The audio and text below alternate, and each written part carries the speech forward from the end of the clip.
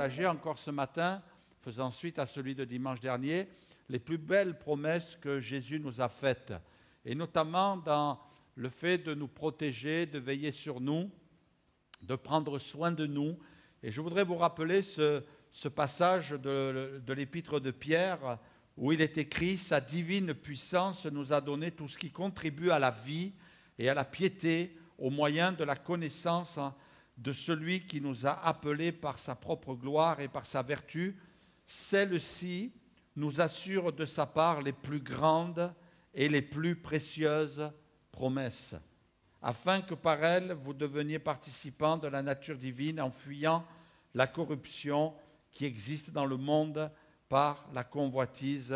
Amen. Dieu ne se rétracte pas quand il fait des promesses. Jésus nous fait des promesses. Sa parole est remplie de promesses. Un jour, je lisais dans un livre que quelqu'un avait pris le temps de les noter. Il avait noté, bien sûr, certaines lui avaient échappé, mais il avait noté plus de 35 000 promesses dans la parole de Dieu. Dieu est celui qui nous a fait des promesses, et puis Dieu les tient. Amen.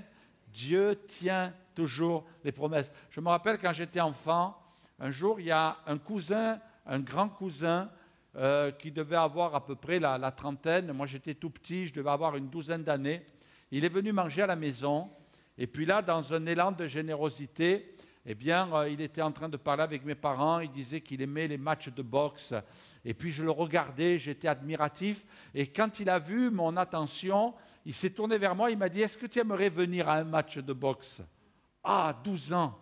Je dis « Je vais en voir un en vrai. » J'étais trop content. Et il m'a dit « Écoute, tu te tiens prêt, jeudi soir à 19 h, je viens te chercher et je vais t'amener au match de boxe. » Et puis j'étais gamin, je me rappelle, et là, le jeudi soir, j'ai commencé à me préparer, j'étais tout excité, et ma mère avait senti un peu venir le vent, et elle m'a dit « Ne te fais pas trop d'illusions, il n'a pas confirmé, il ne va pas venir te chercher. » « Mais oui, maman, il m'a dit qu'il allait venir. » Alors je me suis préparé, j'ai dit « Écoute, vite, je vais prendre un petit repas, je vais me préparer. » Et je suis allé à l'entrée du quartier pour l'attendre là, et j'ai fait le planton pendant 2 heures. Et il n'est jamais venu. Je n'ai jamais vu le match de boxe. Je peux vous assurer qu'à ce moment-là, c'était moi qui avais envie de le boxer. C'était moi qui avais envie de lui en mettre plein la tête. J'étais déçu. Et voyez-vous, encore aujourd'hui, j'en parle. Il y a des choses qui peuvent nous marquer dans la vie, mais je peux vous dire une chose, c'est que Dieu ne vous fera jamais une promesse en vous laissant sur le bord de la route. Il ne vous laissera jamais. C'est certain, c'est sûr. Il n'y a pas de discussion possible et Dieu nous invite à croire, à avoir la foi, à nous attendre à lui. Même la Bible dit, si la promesse, elle tarde à s'accomplir, attends-la. Attends-la. Peut-être que tu attends des promesses. Ne désespère pas, ne baisse pas les bras. Porte ta confiance en Dieu. Et ce matin, ça va aller plutôt dans le sens de ce Dieu qui veut prendre soin de nous. Je m'endors en paix. On a chanté, Isabelle et Hélène nous ont fait chanter tout à l'heure, je m'endors en paix. Le premier point, c'est qu'il vient nous donner la paix. Jésus a dit dans la parole, je vous laisse la paix, je vous donne ma paix, je ne vous donne pas comme le monde donne.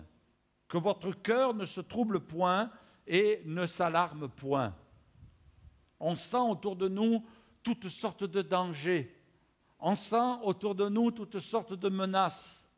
Et même si on est dans un pays relativement paisible, les gens sont quand même inquiets. Les gens sont soucieux. Les gens sont angoissés. Les gens ont peur. Ils sont dans la crainte. Et on ne peut pas rester indifférent par rapport à tout ce qui se passe autour de nous. La Bible dit que dans la fin des temps, il y aura de l'angoisse chez les nations. Et la nôtre n'est pas épargnée. Il y a des endroits, c'est pire, mais la nôtre n'est pas épargnée. Et le Seigneur Jésus nous a dit, je vous donne la paix, mais je vous donne ma paix. Et je ne vous donne pas comme le monde donne. Souvent, les gens disent que le monde donne de la main droite, mais il reprend de la main gauche. Vous avez remarqué? Donne de la main droite, reprend de la main gauche. Mais notre Dieu, il n'est pas comme ça. Le Dieu de la parole de Dieu, notre Seigneur Jésus, est celui qui donne. Quelquefois, on est dans la crainte et on se dit, si c'est gratuit, c'est qu'il y a quelque chose qui ne tourne pas rond là.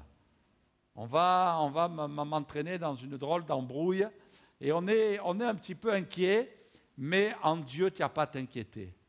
Il te donne pour que tu sois heureux, pour que tu sois comblé, pour que tu vives le bonheur. Amen. Ce que Dieu veut, c'est ton bonheur. Il veut veiller sur toi. Alors là, c'est toujours pour les enfants que j'ai mis cette petite photo. Peu importe ce qui nous tombe sur la tête, Jésus ne nous laissera jamais tomber. Amen. On va vous préparer une petite vidéo que j'ai prévue aussi pour illustrer le fait qu'on peut se sentir en danger, on peut être en danger. Moi, je ne sais pas s'il y a des menaces sur ta vie, s'il y a des choses qui sont difficiles à vivre, mais j'aimerais te dire que face au combat, face aux difficultés de la vie, Jésus veut venir te secourir. Il veut venir t'aider. Et je vous invite à regarder cette vidéo, on va vous la mettre, qui va sûrement vous faire réfléchir sur le fait qu'on a besoin de la présence de Dieu. On ressemble à ce petit ourson qui est pourchassé par un guépard. Notre Dieu est celui qui veut venir à notre secours.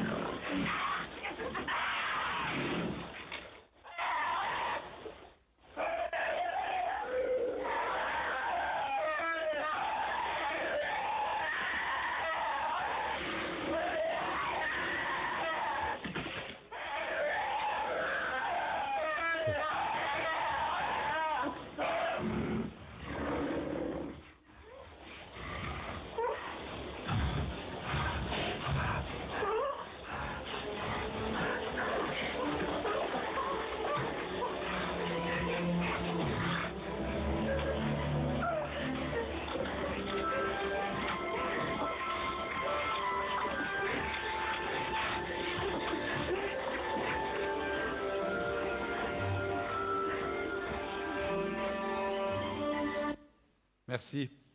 Ça va, vous avez aimé les enfants? J'ai entendu des petits cris d'enfants. Là. Et puis des grands aussi, vous avez aimé les grands, j'en suis sûr. Moi, ça m'a plu. Hein. Ça m'a même un petit peu ému. Ouais, vous avez vu le cri de l'ourson? Hein? Il est là devant le guépard. Et après, il a vu la maman. Il a compris que... Je crois que quelquefois, on se trouve un petit peu dans cette situation.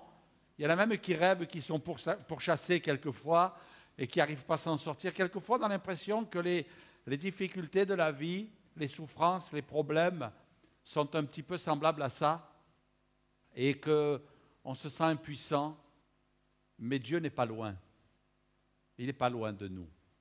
Il ne demande qu'à intervenir dans notre vie. Il ne demande qu'à agir. Et puis quand bien même, j'ai bien aimé cette image, parce que quand bien même on est blessé, il vient pour nous guérir. Amen. Il vient pour nous consoler. Il vient pour nous réconforter.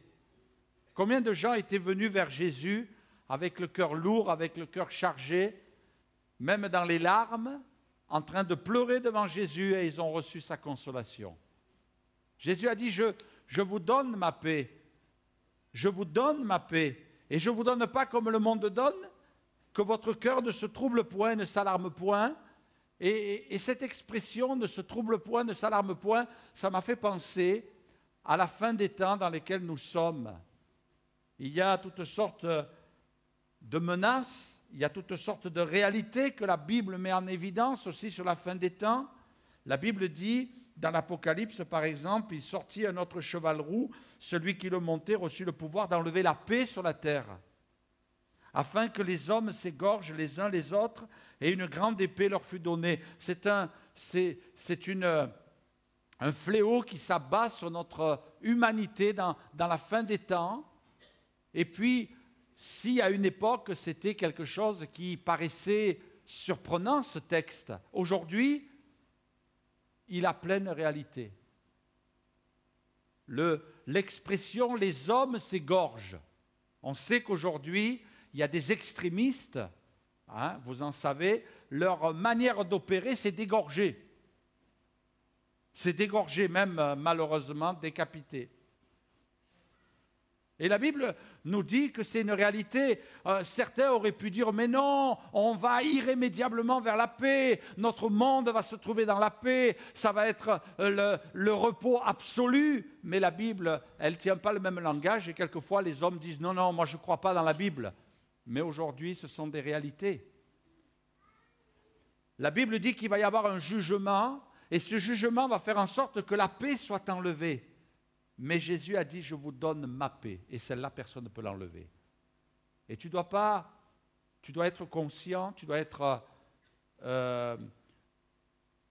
voir la réalité en face, mais tu ne dois pas te laisser submerger par des sentiments qui peuvent gagner des gens. Toi, tu dois réaliser que tu as Jésus dans ton cœur et que tu dois être en paix. Amen. Tu dois t'endormir en paix. Pas maintenant, ce soir, mais tu dois t'endormir en paix. Il est celui qui te donne sa paix. Reçois-la. Sois en paix, ne sois pas inquiet. Ne t'inquiète pas sur ton avenir. Dépose à ses pieds tous tes soucis, tous tes projets, tous tes fardeaux. Remets tout entre ses mains, tout ce qui peut t'accabler. Même Jésus va loin. Il va jusqu'à nous dire que nous pouvons aussi apporter la paix. Il est marqué dans l'évangile de Matthieu, chapitre 5, verset 9, « Heureux les artisans de paix, car ils seront appelés fils de Dieu. » On peut transmettre la paix. Peut-être qu'il y a des gens qui nous regardent et disent, « Mais je ne comprends pas. Moi, je déprime, mais toi, tu as l'air toujours souriant. Tu as l'air toujours heureux. Tu souris toujours. Qu'est-ce qui se passe ?» Bien, je vais te dire, Jésus est la source de ma paix. Amen. C'est important, la paix. Souvent, dans la vie chrétienne, on n'en parle pas, mais plus que jamais, aujourd'hui, on en a besoin. On sait aujourd'hui que le stress, on sait aujourd'hui que l'inquiétude, ça tue les gens. Ça détruit les gens. Aujourd'hui, on s'est aperçu que les gens qui sont stressés, eh bien, ce sont souvent des gens qui ont des problèmes de santé, des ulcères, des problèmes rénaux, parce que le stress ronge. Le stress peut être comme une gangrène, mais tu peux te reposer en Dieu. Quand ton cœur est chargé, quand l'inquiétude te gagne, alors viens dans la prière. Laisse Dieu te parler. Si ta seule source, c'est les informations à la télévision, c'est sûr que tu ne seras pas en paix. Hein? C'est pas vrai? C'est sûr que tu ne seras pas en paix. Mais tu écoutes les informations, tu te tiens au courant de ce qui se passe dans le monde, mais tu viens puiser ta paix en Dieu. Tu viens trouver le repos en Dieu. La deuxième chose que je voudrais dire ce matin, que le Seigneur Jésus nous a promis, c'est qu'il nous a promis de transformer notre vie. Amen. Dans l'épître aux Corinthiens, la deuxième épître aux Corinthiens, il est écrit, si quelqu'un est en Christ, Il est une nouvelle création. Les choses anciennes sont passées. Voici, toutes choses sont devenues nouvelles. Alléluia. Si quelqu'un est en Christ, il est une nouvelle création. Sais-tu que tu as 2 dates de naissance? Tu as celle où tu es né le jour où tu es sorti du sein maternel et que ton père est allé t'enregistrer à l'état civil. On a marqué ton nom, on a marqué ton prénom, on a marqué ta date de naissance et on a marqué même l'heure à laquelle tu es né. Ouais. Mais le jour où tu t'es converti, il y a une nouvelle date qui s'est inscrite dans le ciel, celle où tu es né de nouveau. Alléluia. Et ça, c'est important. Jésus nous a fait entrer dans une vie nouvelle. En Jésus, nous sommes entrés dans une vie nouvelle. Et puis, non seulement il nous a fait entrer dans une vie nouvelle, mais il a déclenché en nous, il a activé en nous le processus d'une vie nouvelle. Alléluia. Et ça se met en place toujours. La Bible dit que c'est tellement fort que notre être extérieur, c'est-à-dire notre corps, lui, se détruit de jour en jour, mais celui qui est à l'intérieur, il se renouvelle de jour en jour. Formidable, hein? C'est vrai. Quand on vous regarde, on peut dire, vous ne faites pas votre âge, hein? Parce que dans votre cœur, vous restez jeune, vous restez plein de confiance, vous restez plein d'espoir, vous restez plein d'espérance. Et puis, ce processus, c'est un processus de transformation. La Bible dit, on le voit dans ce deuxième passage, Jésus, ayant entendu cela, leur dit, ce ne sont pas ceux qui se portent bien, qui ont besoin de médecins, mais les malades. Je ne suis pas venu appeler des justes, mais des pécheurs. Jésus va dire qu'on est comme quelqu'un qui est malade. On a contracté toutes sortes de virus en vivant loin de Dieu. Et le Seigneur veut activer l'antivirus. Il veut mettre en évidence tout ce qui est caché à l'intérieur de nous et qui nous détruit. Il veut nous réparer, il veut nous reconstruire. Mais pour cela, il faut qu'il y ait certaines choses qui prennent place. J'ai vu toutes sortes de gens évoluer dans la foi et c'est extraordinaire de voir des gens grandir dans la foi. Je suis toujours émerveillé quand des gens viennent, me disent, pasteur, je commence à venir à l'église, je commence à lire la Bible, je commence à prier, je commence à être fidèle à Dieu, j'ai mis de l'ordre dans ma vie, et puis j'assiste à une véritable transformation. J'ai l'impression que c'est comme une plante qui est en train de surgir de la terre, et puis qui à un moment donné va faire éclater de belles fleurs de multiples couleurs. On voit là les merveilles de Dieu dans la vie des gens, c'est extraordinaire. Mais voyez-vous, Jésus dira, ce sont ceux qui sont malades qui peuvent parvenir à la guérison. Quelquefois, il y a des gens, ils camouflent. Il y a quelquefois des chrétiens qui camouflent. Surtout nous en France, on a une pudeur démesurée. Tout va bien, tout va bien. Et puis on pleure. J'ai pas de soucis.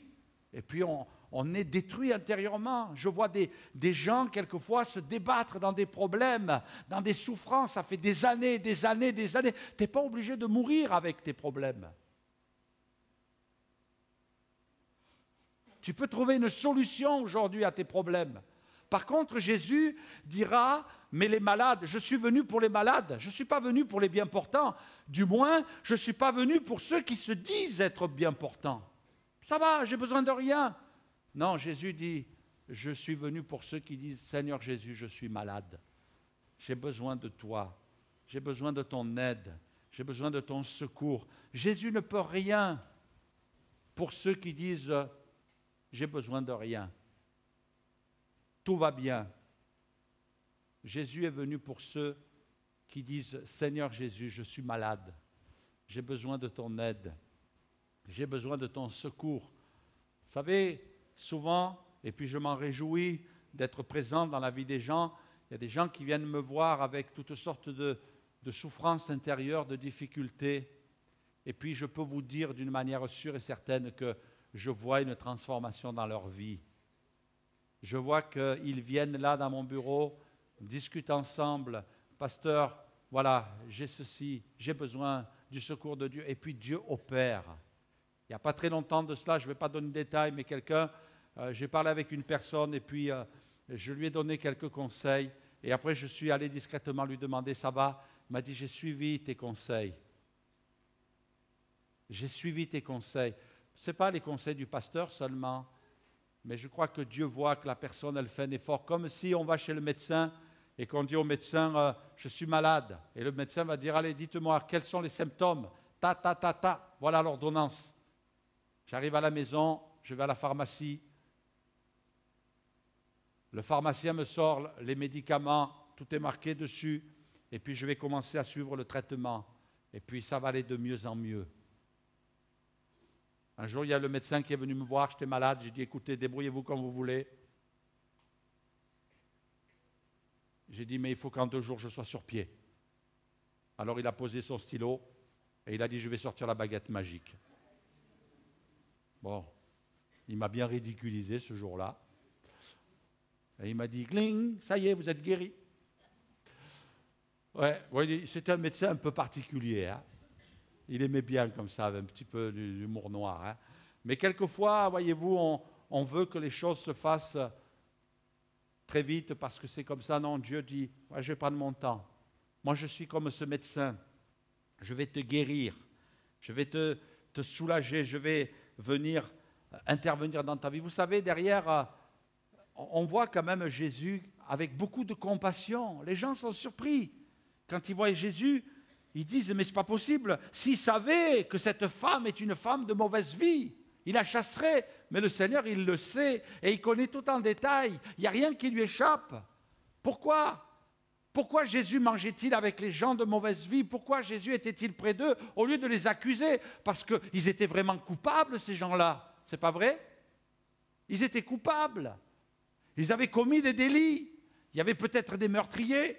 Quand Jésus est sur la croix, entouré de 2 meurtriers, eh bien, il y en a un qui dit, Seigneur, souviens-toi de moi quand tu viendras dans ton règne. Et Jésus va lui dire, aujourd'hui, tu seras avec moi dans le paradis. Super, le gars, hein? Il a été un meurtrier, hein? Et puis là, hop, il rentre dans le ciel. C'est rapide, hein? Moi, je crois avoir compris pourquoi Jésus est plein de compassion pour les gens qui disent, Jésus, je suis malade. Parce que Jésus sait pourquoi ils sont malades. Un voleur, quelquefois, il est voleur parce qu'il a vécu des privations dans sa vie. Attention, je ne veux pas chercher des circonstances atténuantes pour dire que finalement les coupables sont innocents. Non, ce n'est pas ce que je veux dire. Quelqu'un qui s'est adonné à des dérives sexuelles, c'est souvent quelqu'un qui a été manqué, qui a vécu des souffrances dans le domaine affectif. Il y a des relations avec les choses qui nous affectent. Quelqu'un qui s'adonne à la drogue, qui s'adonne à l'alcool, c'est souvent parce qu'il veut arrêter de penser à cette mauvaise image qu'il a de lui-même. Et c'est pour ça que Jésus, lui, voit ce qui se cache derrière le péché. Et c'est pour ça qu'il a de la compassion. C'est pour ça qu'il veut que tu viennes à lui en disant, mais Seigneur, je suis malade. Je suis malade. J'ai besoin de ton aide. J'ai besoin de ton secours. J'ai besoin que tu viennes me guérir. D'ailleurs, c'est ce que dira David quand il a confessé son péché. Il va montrer là qu'il est pécheur, mais qu'il y a une souffrance à l'intérieur de lui-même. Il va le confesser dans le psaume 51. Il parle de cette souffrance qui est à l'intérieur de lui. Il parle de ses privations, de ses manques qui est à l'intérieur de lui. Il arrive à localiser son problème. Je suis malade. Un jour, j'étais surpris parce que on était dans une formation de relation d'aide. Et puis, à un moment donné, j'ai posé une question à celui qui nous donnait ce cours de relation d'aide, ce pasteur qui nous donnait ce cours de relation d'aide. Je disais, mais comment diagnostiquer? Alors, il nous a donné une clé. Et il nous a dit, de toute façon, les gens verbalisent toujours leur souffrance. Elle va sortir avec des mots. Soyez attentifs, écoutez, prêtez l'oreille. Et c'est vrai que souvent dans les thérapies, on pousse les gens à parler, parce que c'est là qu'ils vont faire ressortir. Jésus dira, ceux qui disent « je suis malade », je vais être pour eux un médecin. Je vais les guérir. Reconnais ton état. Camoufle pas, cache pas. Cet homme, un jour, qui est venu dans la synagogue où Jésus était en train de prêcher, cet homme avait la main sèche. Jésus a dit à cet homme, lève-toi. Pourquoi? Vous ne croyez pas que Jésus aurait pu le guérir assis? Lève-toi. Alors cet homme s'est levé. Tout le monde a dû le regarder. Ah. Et puis à un moment donné, Jésus a dit à cet homme, étends ta main. Personne n'avait vu sa main, il l'avait vu uniquement debout, mais là, personne n'avait vu. Et puis Jésus a dit, étends ta main, sa main était sèche. Et là, devant tout le monde, il a tendu sa main, et c'est quelque chose qu'il devait cacher depuis des années, il devait camoufler, dissimuler. Mais Jésus lui a dit, arrête de cacher, étends ta main. Et là, oh, peut-être il y a eu des cris dans l'auditoire. Oh, je ne sais pas à quoi ressemblait cette main, mais ça devait être quelque chose de terrible. Et au moment où cet homme étend sa main, Jésus le guérit. Jésus aime qu'on aille devant lui en disant, Seigneur, voilà, c'est à toi que je veux dire que j'ai besoin, je suis malade. Je suis malade. Seigneur, tu vois, je m'adonne à l'alcool. Seigneur, je m'adonne à la drogue. Seigneur, tu vois, je fume de la drogue. Seigneur, j'ai besoin de ta grâce, j'ai besoin de ton aide, ça me rend malade. Mais si je fais ça, c'est parce que je suis malade. Un jour, je me rappelle, on s'occupait, Isabelle et moi, d'un jeune drogué. Et puis, on l'a mené en psychiatrie. Et puis, je me rappelle, là, parlant avec des infirmières psychiatriques, elle me disait, à un moment donné, on allait un petit peu plus loin de la drogue, elle me disait, vous savez, même les gens qui fument, ils le disent en psychiatrie, même si l'État prend de l'argent sur la cigarette, et puis si ça se vend et que la vente est libre, eh bien, cette infirmière psychiatrique m'a ouvert les yeux sur une réalité. Elle m'a dit, vous savez, quelqu'un qui fume, ça révèle une souffrance intérieure. Oh. Bon, je dis, ben non. Moi, je me rappelle, bon, soyez rassurés, je ne fume plus, hein. C'est fini. Hein. Mais quand j'étais ado, que j'ai commencé à fumer, c'était pour frimer.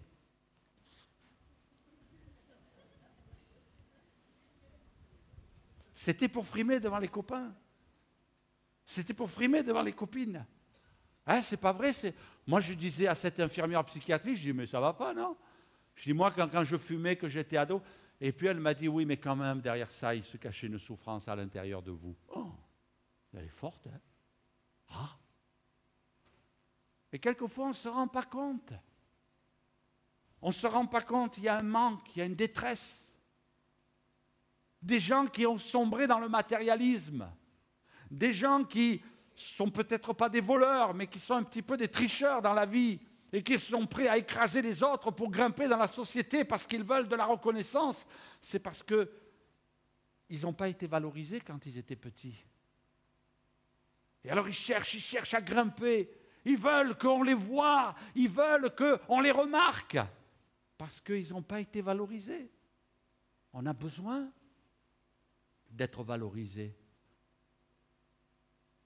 Et peut-être que tu produis des attitudes, des comportements, parce qu'en toi, il y a une souffrance, il y a une douleur. Et Jésus veut que tu viennes dans sa présence et que tu dises, Jésus, viens me transformer. Je suis vraiment malade, Seigneur.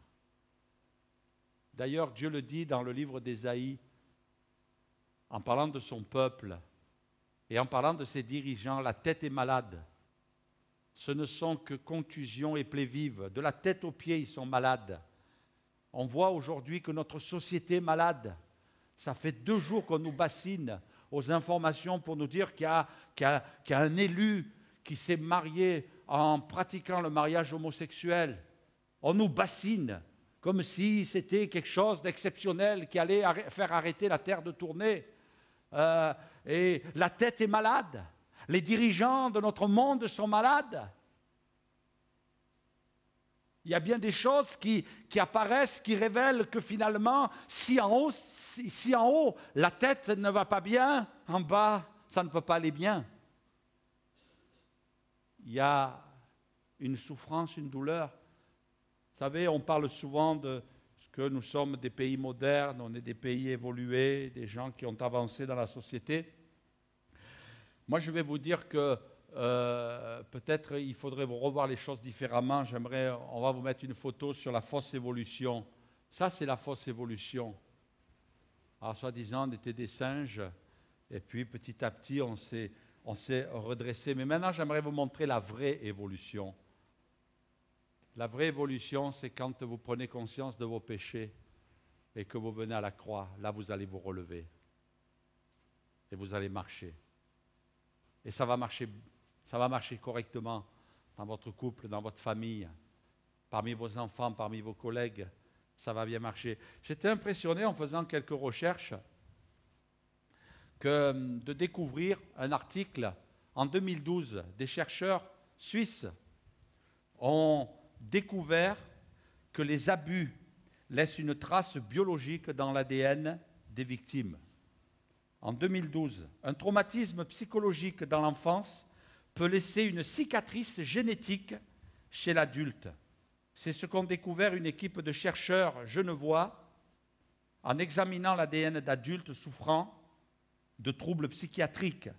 Le groupe de recherche du professeur Alain Malafosse du département de psychiatrie de l'UNIGE, Université de Genève, en collaboration avec le département de génétique et de développement, a ainsi démontré que l'association entre maltraitance infantile et certaines pathologies adultes résultait d'une modification des mécanismes de régulation des gènes.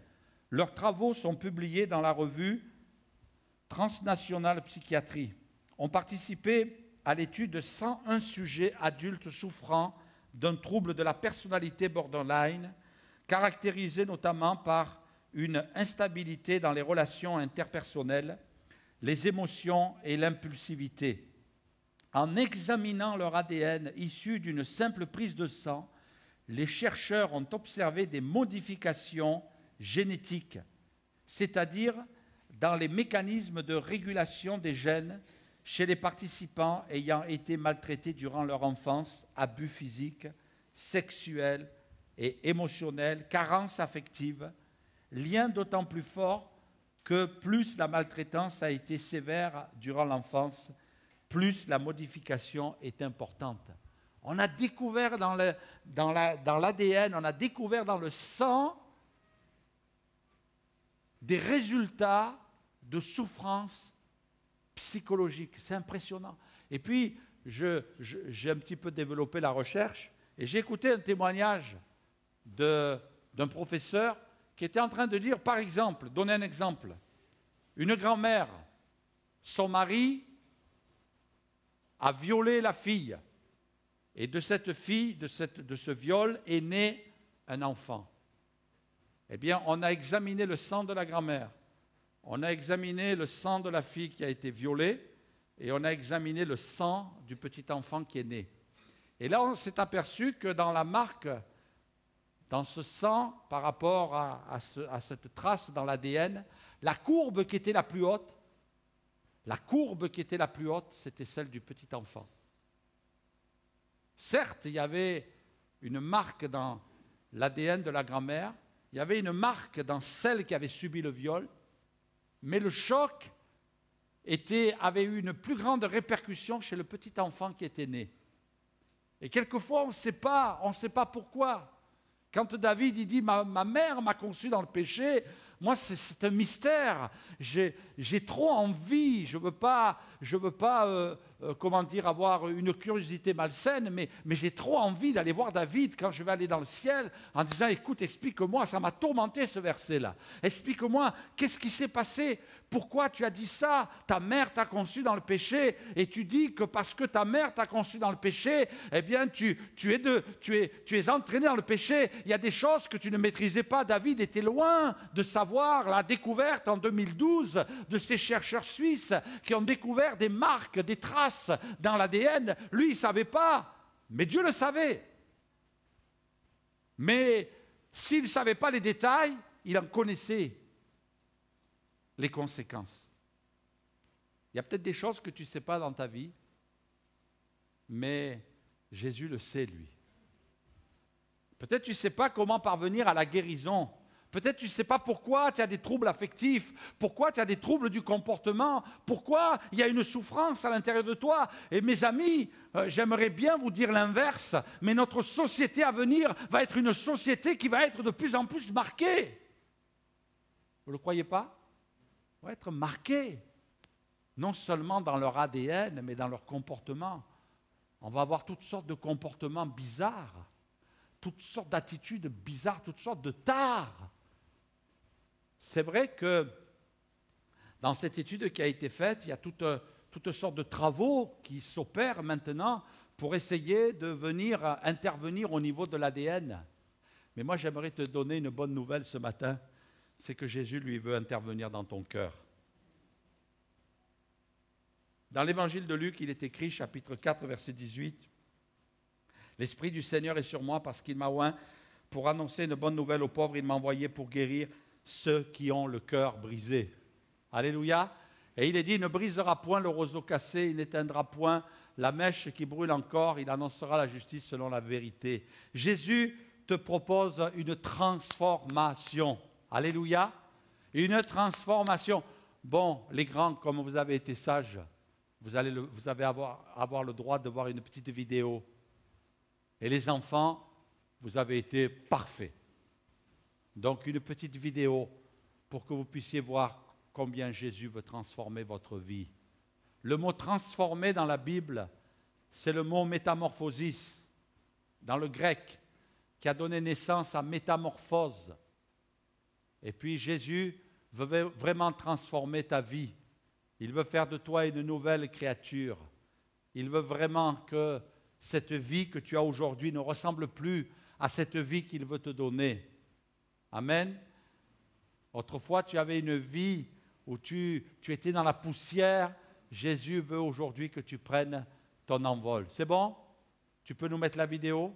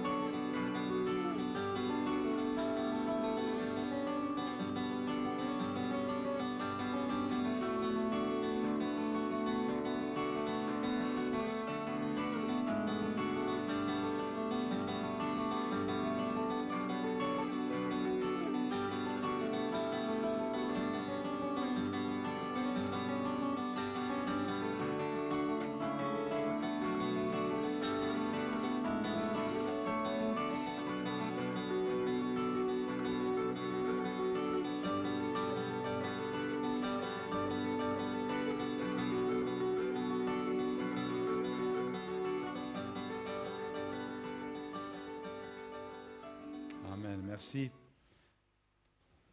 Souvent, quand on se trouvait devant la glace, on disait « Qu'est-ce que tu es minable, mon pauvre gars ?» Mais depuis que tu appartiens à Jésus, maintenant tu peux aller devant le miroir et dire « Ah, qu'est-ce que je suis beau! Qu'est-ce que je suis beau! » Ouais, David l'a fait un jour.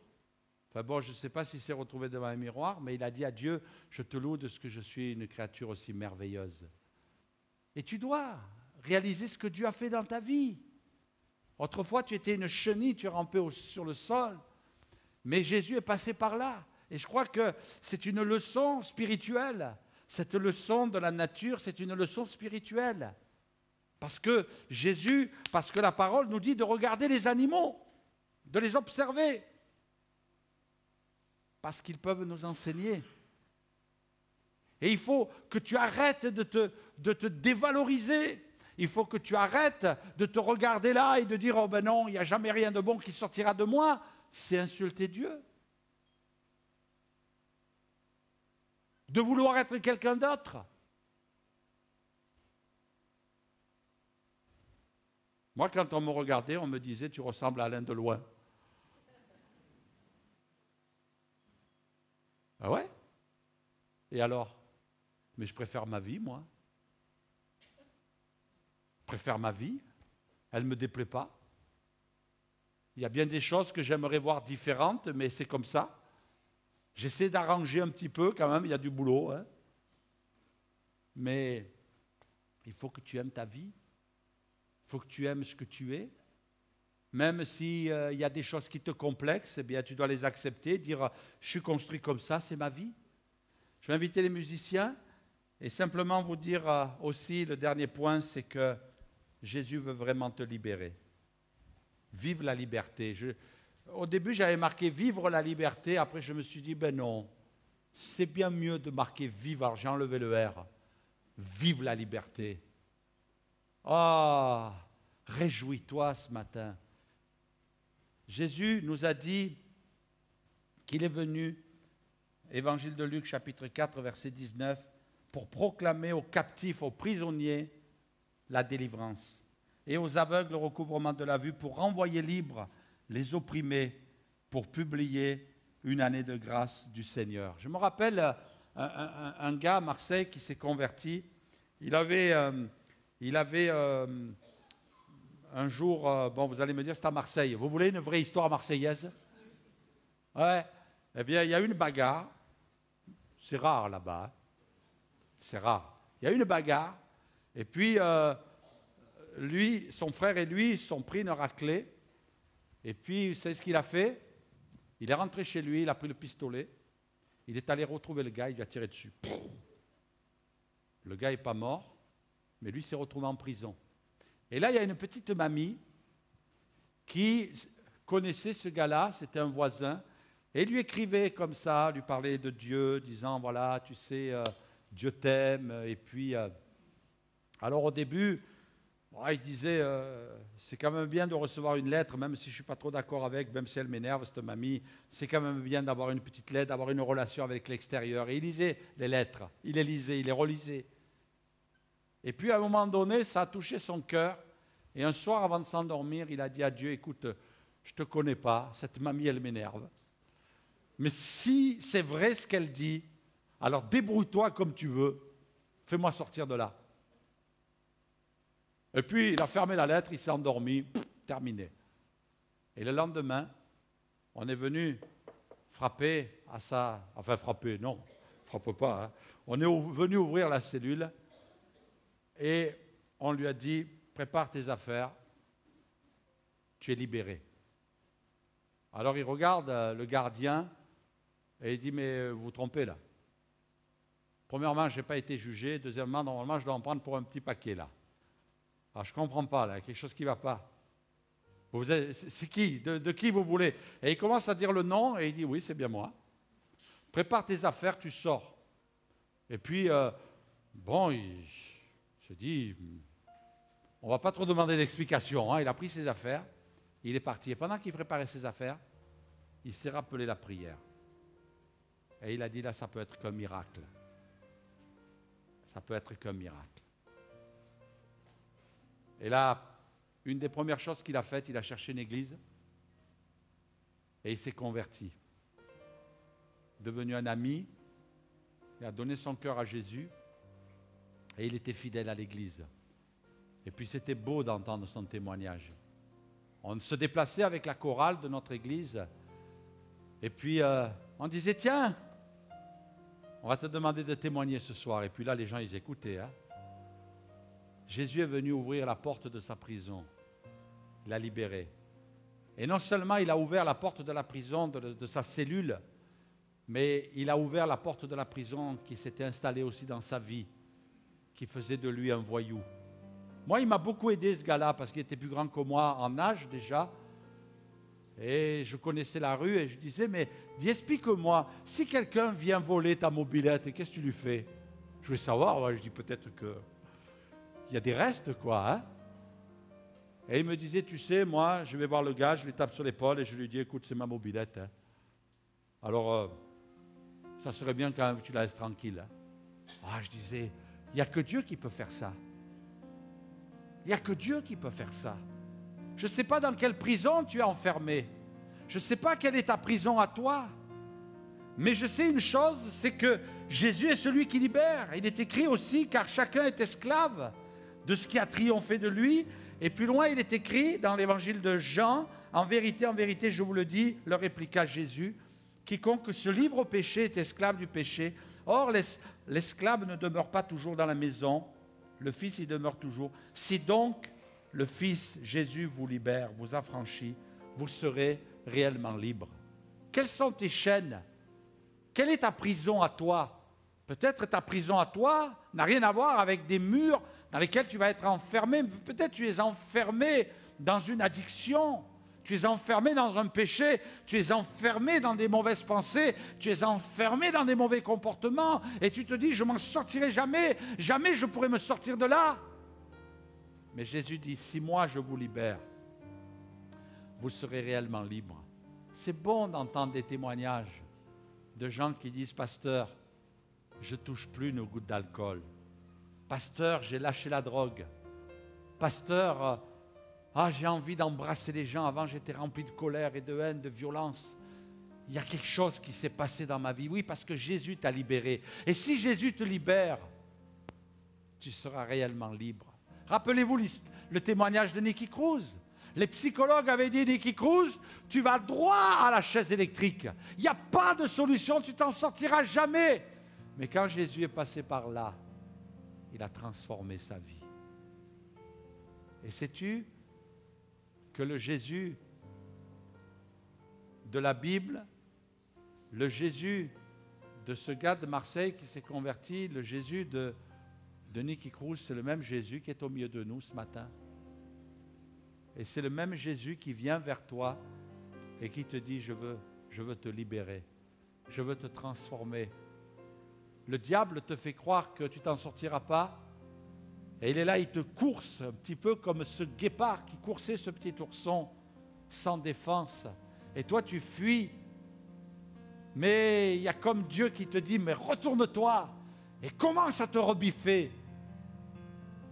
Parce que si tu combats le bon combat, Dieu va te secourir, il sera là. Et la Bible dit, si tu résistes au lion, si tu résistes au diable, il va fuir, nous dit la Bible. Amen.